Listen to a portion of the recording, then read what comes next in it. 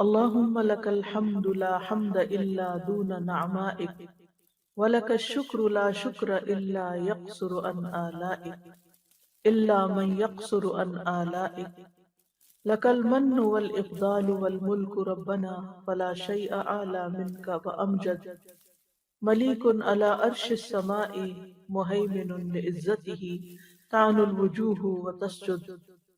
اے اللہ، تیرے ہی لیے حمد ہے، کوئی حمد نہیں ہے مگر وہ تیرے انعامات سے کم ہے، یعنی ہم جتنی بھی تیری حمد کریں تیری نعمتوں کے مقابلے میں وہ بہت تھوڑی ہے، اور تیرے ہی لیے ہر قسم کا شکر ہے، کوئی شکر نہیں مگر وہ تیرے احسانات اور انعامات سے کم ہے۔ اے ہمارے رب، تیرے لیے ہی احسانات، مہربانیاں اور تیرے ہی لیے ہر طرح کی ملکیت ہے، بس تجھ سے بلند اور تجھ سے زیادہ بزرگی والی کوئی چیز نہیں ہے۔ تو آسمان کے عرش پر بادشاہ ہے، تو غالب ہے، تیری عزت و غلبے کی وجہ سے چہرے عاجزی اور سجدہ کرتے ہیں۔ اللہم صلی علی محمد وعلی آل محمد کما صلیت علی ابراہیم وعلی آل ابراہیم انک حمید مجید۔ اللہم بارک علی محمد وعلی آل محمد کما بارکت علی ابراہیم وعلی آل ابراہیم انک حمید مجید۔ آج ہم انشاءاللہ صبح سے لے کر شام تک مختلف مواقع کی مناسبت سے جو دعائیں ہم پڑھتے ہیں ان کے بارے میں کچھ بات کریں گے۔ دعا ہمیشہ عبادت کی نیت سے کی جانی چاہیے کہ ہم اللہ تعالیٰ کی عبادت کر رہے ہیں، ہم اللہ تعالیٰ کا ذکر کر رہے ہیں۔ اگر انسان اپنی زندگی میں کوئی پریشانی دیکھتا ہے یا اس کی زندگی میں کوئی خوف ہوتا ہے یا کوئی ایسی چیز ہوتی ہے جو اسے تکلیف دیتی ہے، تو جب اس کو دور کرنے کے لیے اپنے رب سے دعا کرتا ہے تو وہ صرف اس تکلیف اور اس پریشانی کو ہی ذہن میں نہ رکھے، بلکہ یعنی جس مقصد کے لیے وہ دعا مانگ رہا ہے، مثلا یا اللہ میرے سر میں درد ہے تو اسے ٹھیک کر دے، تو صرف یہ مقصد نہیں ہونا چاہیے، بلکہ اعلیٰ ترین درجہ کیا ہے کہ میں اللہ سبحانہ تعالیٰ سے اب ایک قرب کا تعلق چاہتی ہوں، اللہ کے قریب ہونا چاہتی ہوں، عبادت کی نیت بھی کرے جو کہ سب سے بلند مقصد ہے، کیونکہ اللہ تعالیٰ نے ہمیں اپنی عبادت کے لیے پیدا کیا ہے، لہٰذا جب ہم دعا کرتے ہیں تو عبادت کی حالت میں ہوتے ہیں، اور اس طرح انسان کو اپنی دعا کے فائدہ مند ہونے کا یقین بھی زیادہ ہوگا۔ تو جب انسان سارا دن مختلف مواقع کی مناسبت سے دعائیں کرتا چلا جاتا ہے تو اس طرح انسان دراصل اپنے رب کی عبادت میں رہتا ہے۔ تو اس سلسلے میں عقل مند لوگوں کی جو صفت قرآن مجید میں بتائی گئی ہے وہ کچھ یوں ہے: وہ جو کھڑے اور بیٹھے اور اپنے پہلوؤں پر لیٹے ہوئے اللہ کو یاد کرتے ہیں، اور وہ آسمانوں اور زمین کی تخلیق میں غور و فکر کرتے ہیں اور پکار اٹھتے ہیں، اے ہمارے رب، تو نے یہ سب کچھ بے مقصد پیدا نہیں کیا، تو پاک ہے، پس ہمیں آگ کے عذاب سے بچا لے۔ جیسا کہ آپ جانتے ہیں کہ یہ آیت سورۃ آل عمران کی آخری آیات میں سے ہے، اور اس میں اللہ سبحانہ تعالیٰ عقل مند لوگوں کی کچھ صفات بیان کر رہے ہیں۔ عقل مند کون ہوتے ہیں؟ عقل مند وہ ہوتے ہیں جو ہر حال میں اللہ کو یاد کرتے رہتے ہیں، ہر موقع کی مناسبت سے اللہ تعالیٰ سے دعا کرتے ہیں، کیونکہ دعا عبادت کا نچوڑ ہے، دعا عبادت کا سب سے اعلیٰ و افضل حصہ ہے۔ یعنی ویسے تو ہم جو عبادت کرتے ہیں، اسے نماز پڑھتے ہیں، وہ ایک مخصوص شکل ہے عبادت کی، اور اس میں ہم ایک مخصوص حالت میں کچھ دیر کے لیے اللہ تعالیٰ کے حضور حاضر ہوتے ہیں، اور پھر اس کے بعد کیا ہوتا ہے، ہم اپنی جائے نماز طے کر دیتے ہیں اور اٹھ جاتے ہیں، پھر دنیا میں لگ جاتے ہیں۔ تو کیا اللہ تعالیٰ سے بس اتنی دیر کا تعلق ہونا چاہیے؟ نہیں، عقل مند انسان کا تعلق سب سے بڑی ہستی اللہ رب العزت کے ساتھ ہر لمحے کا تعلق ہوتا ہے، ہر لمحہ اس کے دل میں اپنے رب کی یاد ہوتی ہے، اور جو اپنی دنیا میں بھی وہ مختلف حالات سے گزرتا ہے، کبھی وہ کھڑا ہے، کبھی وہ بیٹھا ہے، کبھی وہ لیٹا ہوا ہے، تو ان تینوں حالتوں میں انسان اپنے رب کو بھولتا نہیں۔ اللہ کا بندہ ہر حال میں اپنے رب کو یاد کرتا ہے. یعنی کچھ کام ہم کھڑے ہو کر کرتے ہیں، کچھ کام ہم بیٹھ کر کرتے ہیں، اور کبھی ہم آرام کرنے کے لیے لیٹ جاتے ہیں، یا کوئی بیمار ہوتا ہے تو لیٹ جاتا ہے. تو چاہے آپ صحت مند ہو، چاہے آپ بیمار ہو، ہر حال میں اپنے رب کو یاد کرتے رہیں اور اس کو پکارتے رہیں اور اس سے دعا کرتے رہیں. چاہے آپ روزی کمانے کے لیے نکلے ہیں، چاہے آپ کسی کی عیادت کے لیے نکلے ہیں، چاہے آپ گھر کے اندر ہیں، چاہے آپ گھر سے باہر ہیں، بازار میں ہیں، کھا پی رہے ہیں، شادی بیاہ کا موقع ہے، ہر موقع کی مناسبت سے ہمیں دعائیں سکھائی گئی ہیں، اذکار سکھائے گئے ہیں. اور عقل والوں کی دوسری صفت اس آیت میں یہ بیان ہوئی ہے کہ وہ ذکر کے ساتھ ساتھ اللہ سبحانہ وتعالیٰ کی تخلیق پر بھی غور کرتے ہیں.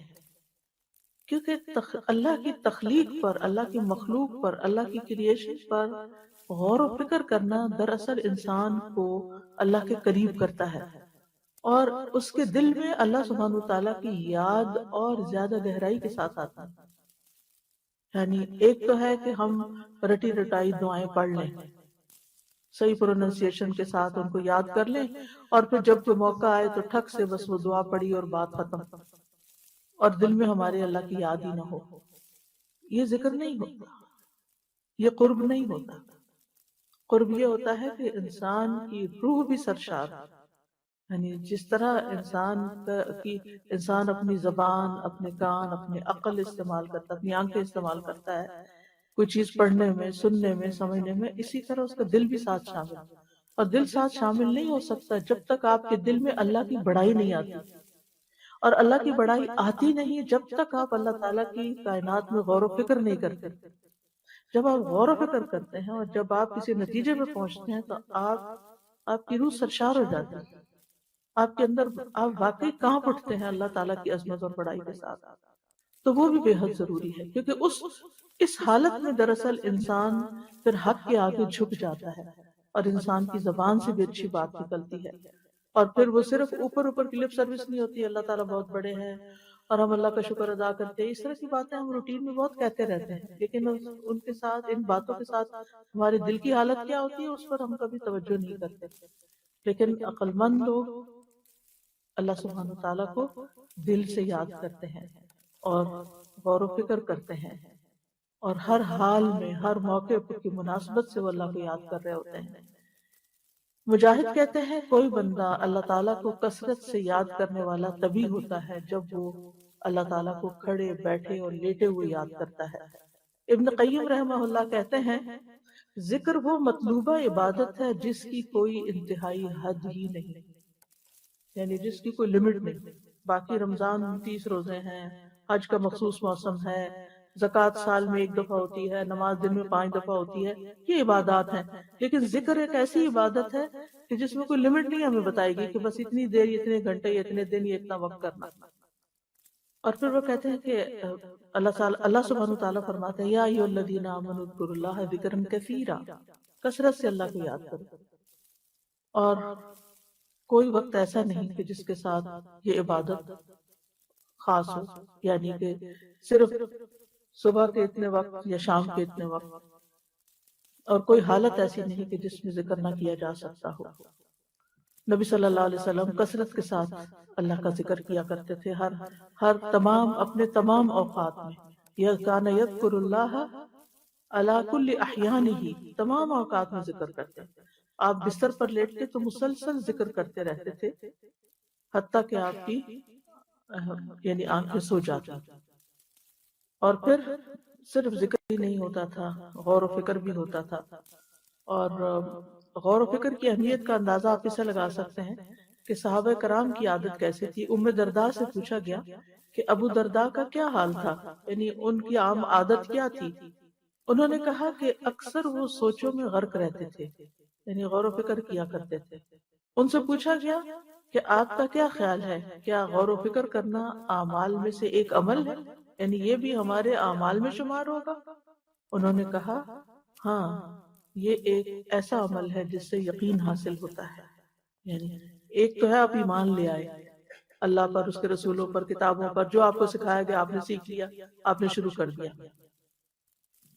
لیکن ایک یہ ہے کہ ایمان کا بھی ایک انتہائی درجہ ہوتا ہے، ٹاپ کا درجہ ہوتا ہے، اور وہ یقین ہوتا ہے، اور یہ اللہ تعالیٰ کی تخلیق پر غور کرنے سے ہی آتا ہے۔ ابن عون کہتے ہیں کہ غور و فکر کرنے سے غفلت ختم ہوتی ہے اور دل میں خشیت پیدا ہو جاتی ہے، جیسا کہ پانی کاشتکاری کے لیے نباتات اگاتا ہے، اسی طرح جتنا غم دلوں کو چمکاتے ہیں اتنا کوئی اور چیز دلوں کو نہیں چمکاتی، اور جتنا غور و فکر سے دل روشن ہوتے ہیں اتنا کسی اور چیز سے روشن نہیں ہوتے۔ یعنی غم سے انسان کا دل متاثر ہوتا ہے، چمکانے سے مراد یہاں پر پازیٹیو معنوں میں نہیں ہے، لیکن یہ کہ یعنی غم اندھیرا کر دیتے ہیں ایک طرح سے، اور ذکر جو ہے وہ ان میں روشنی پیدا کر دیتا ہے۔ یہ بغوی کا قول ہے۔ حسن بصری کہتے ہیں، یعنی امام بغوی نے اس کو ذکر کیا، قول تو ابن عون کا ہے۔ حسن بصری کہتے ہیں ایک گھڑی غور و فکر کرنا ساری رات کے قیام سے زیادہ بہتر ہے، کیونکہ اس میں انسان اللہ کے قرب کے فاصلے بہت تیزی سے طے کر لیتا ہے۔ تو ربنا ما خلقت هذا باطلا، انسان اس نتیجے پہ پہنچتا ہے کہ اللہ تعالیٰ نے کائنات میں کوئی بھی چیز بیکار پیدا نہیں کی، چاہے کوئی ایک پتا ہے، ایک مکھی ہے، ایک مچھر ہے، کوئی بھی چیز بے معنی نہیں، بے مقصد نہیں اور عبث نہیں، بلکہ ایک تو انسان کے زمین کو انسان کے رہنے کی جگہ بنایا اور اس کی ضروریات کے لیے چیزیں پیدا کی، اور دوسرا یہ ہے کہ یہ چیزیں بعض اوقات ایسی چیزیں انسان کی توجہ اپنی طرف کھینچ لیتی ہیں کہ جس کے ذریعے جو بنانے والا ہے، جو خالق ہے، جو اللہ الخالق ہے، اس کی عظمت دل میں بیٹھ جاتی ہے۔ سبحانکا، انسان پھر قدرتی طور پہ پکارتا ہے تو پاک ہے اس سے کہ کوئی عبث بیکار کام کرے۔ فقنا عذاب النار، تو ہمیں آگ کے عذاب سے بچا لے، یعنی ہر طرح کی برائیوں سے بچا کے رکھ، تاکہ اور نیک اعمال کی توفیق دے تاکہ ہم جہنم میں جانے سے بچ جائیں۔ تو آج چونکہ ہمارا موضوع متفرق دعائیں ہیں، تو اس میں ہم دیکھتے ہیں کہ صبح سے لے کے شام تک مختلف مواقع پہ ہم کیا کیا پڑھتے ہیں اور ان کے پڑھنے کا کیا حکم ہے اور کیا فائدہ ہے۔ سب سے پہلے تو صبح مثلاً اذان کے ساتھ آپ کی آنکھ کھلتی ہے، سونے جاگنے کے آداب جو ہیں وہ ہم نے پڑھ لیے تھے، اور ان کی دعائیں بھی ہم نے پڑھ لی تھی پیچھے، لیکن یہاں اذان سے ہم شروع کریں گے۔ تو اذان کے الفاظ آپ کو معلوم ہے، اللہ اکبر اللہ اکبر، اشہد ان لا، یعنی دو دفعہ، اور پھر اشہد ان لا الہ الا اللہ دو دفعہ، اللہ اکبر اللہ اکبر، اور پھر اشہد ان لا الہ الا اللہ دو دفعہ، اور پھر اشہد ان لا الہ الا اللہ، اشہد ان محمد رسول اللہ دو بار، حی علی الصلاۃ دو بار، حی علی الفلاح دو بار، اللہ اکبر دو بار، اور پھر لا الہ الا اللہ۔ ٹھیک ہے۔ ابو سعید خدری کہتے ہیں رسول اللہ صلی اللہ علیہ وسلم نے فرمایا، جب تم اذان سنو تو وہی کلمات کہو جو مؤذن کہتا ہے۔ یہ حکم دیا جا رہا ہے، لیکن افسوس یہ کہ بہت سے لوگ مسجد میں آ کر بھی اذان سنتے وقت توجہ نہیں کرتے اور جواب نہیں دیتے، اپنی ہی باتوں میں لگے رہتے ہیں۔ تو یہ ایک ادب کے خلاف بات ہے اور ایک بہت قیمتی موقع گنوا دینے والی بات ہے۔ یعنی آپ کچھ بھی کر رہے ہیں، جب اذان ہونے لگے تو وہیں روک دیں۔ اور دوسری حدیث سے پتہ چلتا ہے کہ حی علی الصلاۃ اور حی علی الفلاح جو ہے اس کا جواب لا حول ولا قوۃ الا باللہ ہے۔ ابو ہریرہ کہتے ہیں ایک مرتبہ ہم رسول اللہ صلی اللہ علیہ وسلم کے ساتھ وادی کے کسی بالائی حصے میں تھے کہ بلال رضی اللہ عنہ اذان دینے کے لیے کھڑے ہوئے۔ جب وہ اذان دے کر خاموش ہوئے تو رسول اللہ صلی اللہ علیہ وسلم نے فرمایا، جو شخص بلال کے کہے ہوئے کلمات کی طرح دل کے یقین کے ساتھ یہ کلمات کہے، یعنی اس کے پیچھے پیچھے دہرائے، وہ جنت میں داخل ہوگا۔ کل ہم نے جنت کی تفصیلات پڑھی تھی اور وہ اعمال بھی پڑھے تھے جو جنت میں لے جانے والے ہیں، تو ان میں ایک عمل یہ بھی شامل کر لیجئے کہ آپ جب اذان سنیں تو دل کے یقین کے ساتھ ان کلمات کو دہرائیں۔ نہیں، کام تو ہاتھوں سے کام نہیں چھوڑنا چاہیے، کام نہیں چھوڑنا، لیکن یہ کہ توجہ ہونی چاہیے اور زبان سے جواب دینا چاہیے دل کے یقین کے ساتھ۔ پھر اسی طرح یہ ہے کہ جب اذان کے بعد پھر دعا پڑھنی چاہیے، ٹھیک ہے۔ اذان کے بعد کی دعاؤں میں پہلی دعا اللہم رب هذه الدعوة التامة والصلاة القائمة آت محمدا الوسیلة والفضیلة وابعثه مقاما محمودا الذی وعدته۔ یہ جو ورزقنا شفاعت وغیرہ کی بات ہے نا، یہ ایڈیشن ہے، یہ نہیں پڑھنی چاہیے، بس اصل دعا اتنی ہی ہے اور اتنی ہی کافی ہے۔ اے اس مکمل پکار کے مالک اور قائم ہونے والی نماز کے رب، تو محمد صلی اللہ علیہ وسلم کو مقام وسیلہ عطا فرما اور خاص فضیلت دے اور انہیں مقام محمود پر فائز فرما جس کا تو نے ان سے وعدہ کر رکھا ہے۔ اذان کے بعد جو شخص یہ دعا پڑھے گا اسے نبی صلی اللہ علیہ وسلم کی شفاعت نصیب ہوگی۔ یہ صحیح بخاری کی روایت میں ہمیں معلوم ہوتا ہے۔ دوسری دعا ہے وَأَنَا أَشْهَدُ أَن لَا إِلَهَ إِلَّا اللَّهُ وَحْدَهُ لَا شَرِيكَ لَهُ وَأَشْهَدُ أَنَّ مُحَمَّدًا عَبْدُهُ وَرَسُولُهُ رَضِيتُ بِاللَّهِ رَبًّا وَبِالْإِسْلَامِ دِينًا وَبِمُحَمَّدٍ نَبِيًّا۔ اور میں بھی گواہی دیتا ہوں، جب مؤذن گواہی دے چکے اشہد ان لا الہ الا اللہ اشہد ان محمد رسول اللہ، تو اذان کے بعد باقی بھی جواب دینے کے بعد پھر یہ چاہے آپ اشہد سے شروع کر لیں، لیکن نبی صلی اللہ علیہ وسلم وانا اشہد بھی کہا تھا۔ اور میں بھی گواہی دیتا ہوں کہ اکیلے اللہ کے سوا کوئی معبود برحق نہیں، اس کا کوئی شریک نہیں، اور میں گواہی دیتا ہوں کہ محمد صلی اللہ علیہ وسلم اس کے بندے اور اس کے رسول ہیں۔ میں اللہ کے رب ہونے پر، اسلام کے دین ہونے پر اور محمد صلی اللہ علیہ وسلم کے نبی ہونے پہ راضی ہوں۔ نبی صلی اللہ علیہ وسلم نے فرمایا جس نے مؤذن کی اذان سن کر یہ الفاظ کہے، یہ جو ابھی آپ کو بتائے گئے ہیں، اس کے گناہ معاف ہو جائیں گے، یعنی یہ گناہوں کی معافی کا ذریعہ بھی ہے۔ تیسری دعا جو ہے اذان کے بعد درود پڑھا جاتا ہے۔ عبداللہ ابن عمرو بن العاص سے روایت ہے، انہوں نے نبی صلی اللہ علیہ وسلم کو فرماتے ہوئے سنا، جب تم مؤذن کو سنو تو اسی طرح کہو جیسے وہ کہتا ہے، پھر مجھ پر درود بھیجو، کیونکہ جو مجھ پر ایک دفعہ درود بھیجتا ہے اللہ اس کے بدلے اس پر 10 رحمتیں نازل فرماتا ہے۔ تو آپ پہلے اللہم رب ہذہ الدعوۃ التامہ پڑھ لیں، پھر اشہد ان لا الہ الا اللہ پڑھ لیں، اور پھر اس کے بعد درود پڑھ لیں۔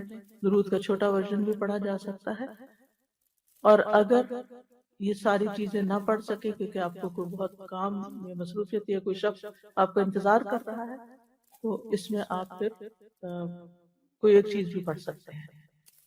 لیکن اگر تینوں چیزیں پڑھنے کی عادت ہو جائے اور موقع بھی ہو تو اس میں کوئی مشکل نہیں، فائدہ ہی فائدہ ہے۔ اب دروشی پڑھا تو 10 رحمتیں آ گئی، اگلی اذان تک آپ کے بہت سے کام آسان ہو جائیں گے انشاءاللہ۔ اللہ کی رحمت آ جائے تو ہر چیز آسان ہو جاتی ہے۔ رحمت ہی تو چاہیے ہر معاملے میں اس کی۔ اور ایک بات کا یقین رکھے کہ اذان کے بعد دعا قبول ہوتی ہے۔ سنن نبی داؤد کی روایت ہے، عبداللہ ابن عمرو رضی اللہ عنہ سے ایک شخص نے کہا، اے اللہ کے رسول صلی اللہ علیہ وسلم، مؤذن ہم سے فضیلت لے جائیں گے۔ تو رسول اللہ صلی اللہ علیہ وسلم نے فرمایا تم بھی ویسے ہی کہا کرو جیسے وہ کہتے ہیں، یعنی مؤذن تو اذان دے کے فضیلت حاصل کرے تو تم بھی کہہ لو، اور جب تم اس سے فارغ ہو جاؤ تو سوال کرو یعنی اللہ سے، اور دعا مانگو، دیے جاؤ گے۔ اسی طرح آپ صلی اللہ علیہ وسلم نے فرمایا الدعاء لا يرد بین الاذان والاقامہ، اذان اور اقامت کے درمیان دعا رد نہیں ہوتی۔ تو جتنی ہماری اہم دعائیں ہیں وہ ضرور مانگ لی جائے۔ آپ یہ بھی کر سکتے ہیں کہ صبح کے فجر کے بعد ایک چیز مانگ لیں، ظہر کے بعد دوسری۔ میں ایک اور دو اس لیے کہہ رہی ہوں کہ منیمم ٹارگٹ دے رہے ہیں، زیادہ تو پھر آپ جتنی دیر چاہیں مانگتے رہیں جب تک اقامت نہیں ہوتی، یعنی نماز شروع نہیں ہو جاتی۔ یعنی آپ گھر میں ہوتی تو اقامت تو نہیں ہوگی، لیکن جب تک آپ نماز شروع نہیں کر دیتے اس وقت تک، مثلا کچن میں بھی آپ کام کر رہے ہیں تو چلتے پھرتے اپنی دعائیں ساتھ ساتھ مانگتے رہیں۔ تو زندگی میں مختلف چیزیں ہوتی ہیں نا، جو کچھ چیزوں سے ہم نجات چاہتے ہیں اور کچھ چیزوں کا حصول چاہتے ہیں، تو اگر بانٹ لیں گے تو پھر کوئی چیز بھولے گی نہیں۔